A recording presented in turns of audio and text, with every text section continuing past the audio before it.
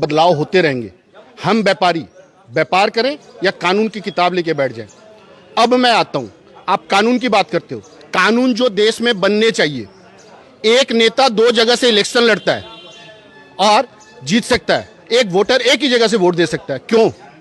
जब वो वहां से सरेंडर करता है, आपने कानून बनाया कि अगर कोई पब्लिक प्रॉपर्टी को नुकसान करता है तो जो पब्लिक प्रॉपर्टी को नुकसान करेगा वो आंदोलन करने उसकी भरपाई करेगा। जो आदमी 2 जगह से चुनाव लड़के 2 जगह जीतता है, एक सीट सरेंडर करता है, तब वो जो सीट सरेंडर करता है उसमें गवर्नमेंट का जो खर्चा हुआ उस जीतने वाले कैंडिडेट से भरपाई क्यों नहीं की जाती है? हर कानून व्यापारी के ऊपर क्यों? व्यापारी जब एक दिन टैक्स देने में देरी करता है तो आप उससे पेनल्टी वसूलते हो, और जब आप उससे एडवांस लेते हो तो उसको वो डिस्काउंट क्यों नहीं दिया जाता? अब व्यापार का सरलीकरण की बात करते हो, ईज ऑफ डूइंग बिजनेस जब तक नहीं होगा बिजनेस ग्रो नहीं कर सकता। अब आता हूं आपके जीएसटी के प्रावधान पे। जीएसटी का नंबर गवर्नमेंट देती है, व्यापारी किसी को जीएसटी का नंबर नहीं देता। जिस व्यापारी ने जीएसटी का नंबर लिया हुआ है, मैंने उस व्यापारी से माल मंगाया, मैंने माल की पेमेंट करी, मैंने उसके टैक्स की पेमेंट करी।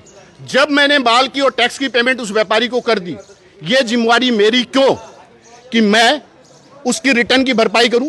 वो रिटर्न लगाए या नहीं लगाए ये देखने का दायित्व जीएसटी डिपार्टमेंट का होना चाहिए। मैं एज ए व्यापारी ये देखने क्यों जाऊं कि उसने रिटर्न लगाई या नहीं लगाई? अगर वो रिटर्न नहीं लगा रहा है तो उसके ऊपर जो पैनल एक्शन लेना है वो लीजिए, नहीं तो मेरे को छूट दीजिए। मैं माल की पेमेंट उसको करूंगा, टैक्स की पेमेंट गवर्नमेंट को करूंगा, मेरे टैक्स चालान के बाद में वो माल सप्लाई होगा। ई वे बिल का प्रावधान है, पहले 100 किलोमीटर में 1 दिन की छूट थी, अब उसको बढ़ा के 200 किलोमीटर कर दिया गया। आपके खुद का इंफ्रास्ट्रक्चर ऐसा नहीं है कि एक गाड़ी 200 किलोमीटर एक दिन में तय कर ले। हर छोटे छोटे चीज पे व्यापारी को जिस हिसाब से पेनलाइज किया जा रहा है उसको इसकी बजाय प्रोत्साहन देना चाहिए। प्रोत्साहन इन द सेंस, जो व्यापारी जितना टैक्स देगा उसको उतने रुपए की टर्म इंश्योरेंस मिलेगी, जो व्यापारी जितना टैक्स देगा उसको उसका मेडिकल इंश्योरेंस मिलेगा।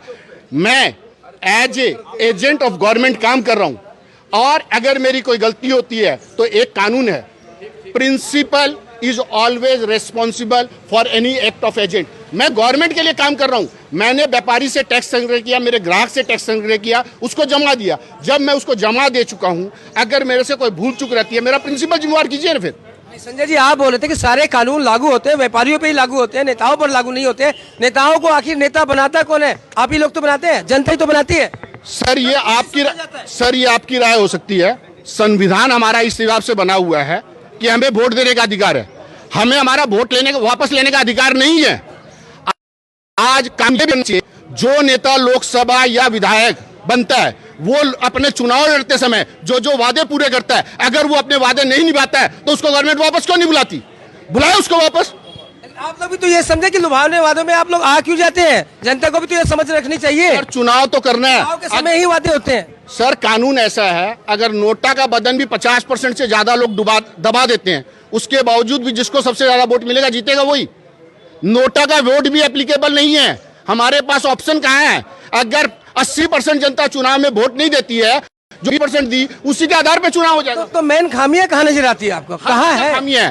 हर जगह खामियां हैं। चुनाव प्रक्रिया ऐसी होनी चाहिए, और जो भी कानून अगर व्यापारी के